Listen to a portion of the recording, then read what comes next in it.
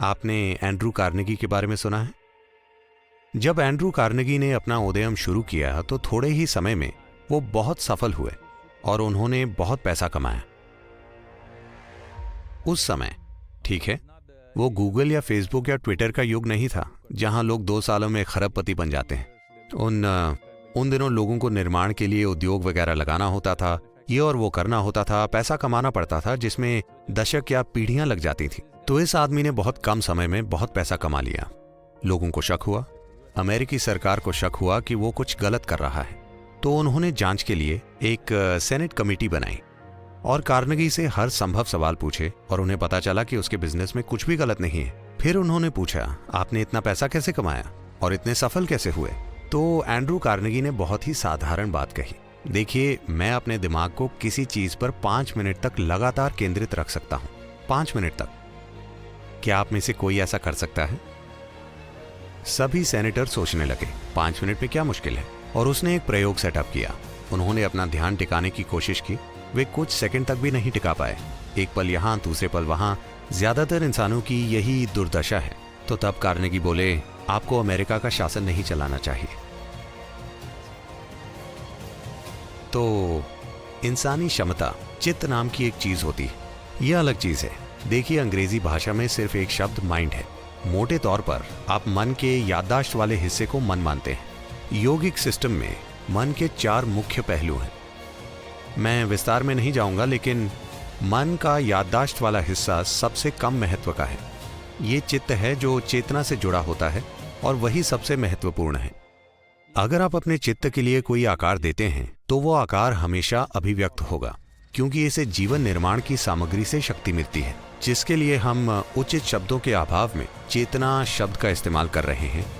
वो जो जीवन का आधार है। जब आपका मन उससे जुड़ जाता है तो आपका मन जो आकार लेता है, देखिए, मन एक बादल की तरह है। आप उसे कोई भी आकार दे सकते हैं।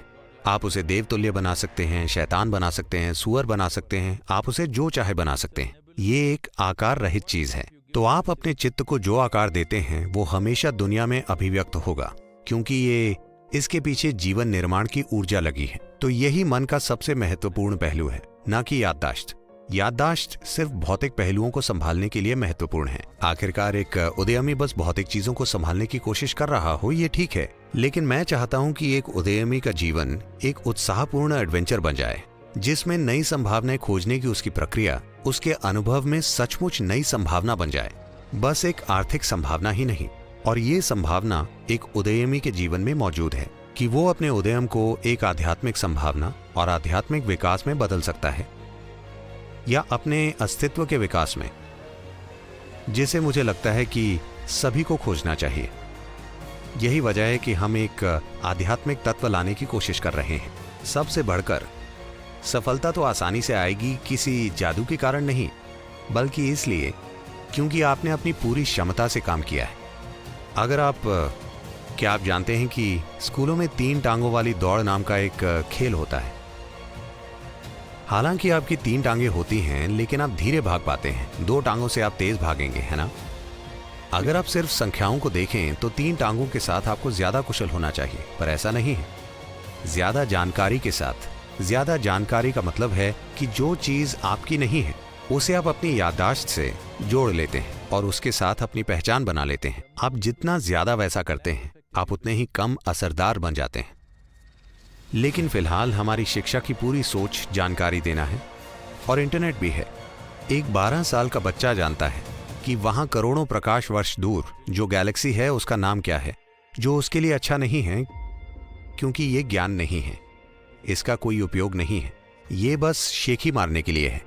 और सबसे बढ़कर ये आपकी ध्यान देने की क्षमता को नष्ट कर देगा, क्योंकि ध्यान देने का आधार ये है कि आपको एहसास है कि आप इस ब्रह्मांड में एक कण को भी ठीक से नहीं जानते, आप एक परमाणु को भी पूरी तरह से नहीं जानते। इसी वजह से आप ध्यान दे सकते हैं। अगर आपको लगता है कि मैं ये जानता हूं, तो आप ध्यान नहीं दे सकते। जानकारी होने का घमंड ही आप में ध्यान देने की कमी पैदा कर सकता है।